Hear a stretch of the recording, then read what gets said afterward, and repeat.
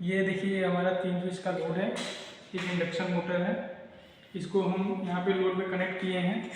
ठीक है, ये 3 पोल की सप्लाई है। जैसे कि आप सब जानते हैं कि अगर 2 पोल से 2 जगह से सप्लाई आ रही है तो 2 जगह सप्लाई अगर हमारे घर के पास आ रही है, जैसे एक पोल ये हो गया, पोल ए हो गया, एक पोल बी हो गया, अगर 2 जगह सप्लाई आ रही है तो हम किसी मोटर को एक मोटर को दोनों जगह सप्लाई से कैसे ऑपरेट करा सकते हैं। और अगर इस वाले सप्लाई में इस वाले पोल में सप्लाई नहीं आ रही है तो इस वाले पोल से ऑपरेट कर सके।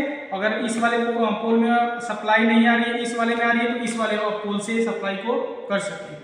ठीक है, इसके बाद हमने इसको कॉन्टेक्टर से जुड़ा है, एनसी से इसको इसके 3 फेज लोड को सीधे कॉन्टेक्टर से जोड़ दिया है। कॉन्टेक्टर से जुड़ने के बाद इसके लोड को सीधे अपने मेन लोड पे दे दिए हैं, इंडक्शन मोटर पे। ठीक है, और इसको भी यहाँ से कॉमन वायर कर दिए हैं लोड के लिए। ठीक है, फिर यहाँ से 3 फेज की लाइन एक ही है, इसलिए हम 3 फेज की लाइन को दो भागों में बांट दिए हैं।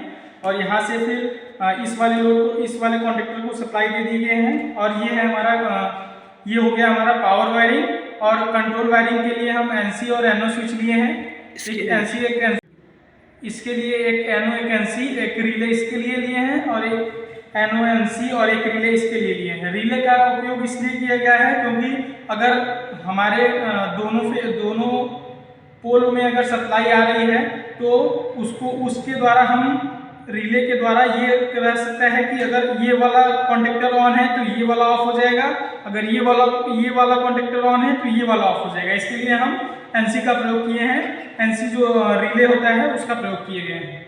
अब देखिए, हम जैसे कि इस पोल को हम ऑन करते हैं, इस पोल को ऑन किए तो हमें सप्लाई मिलने लगी आउटपुट पे। फिर जैसे ही लाइन इस पोल में कट गई, और जैसे ही लाइन इस पोल में कट गई, लाइन कट जाने के बाद अब जैसे कि इस वाले पोल में लाइन कट गई है, अब हमको इस वाले पोल में लाइन आ रही है, तो इस वाले पोल में अगर लाइन आ रही है तो इसके लिए हम चाहे तो इसके लिए ऑपरेट कर सकते हैं। इसके लिए हम एनओ स्विच को ऐसे प्रेस करेंगे इसके दूसरे वाले, और हमें आउटपुट मिलने लगेगा।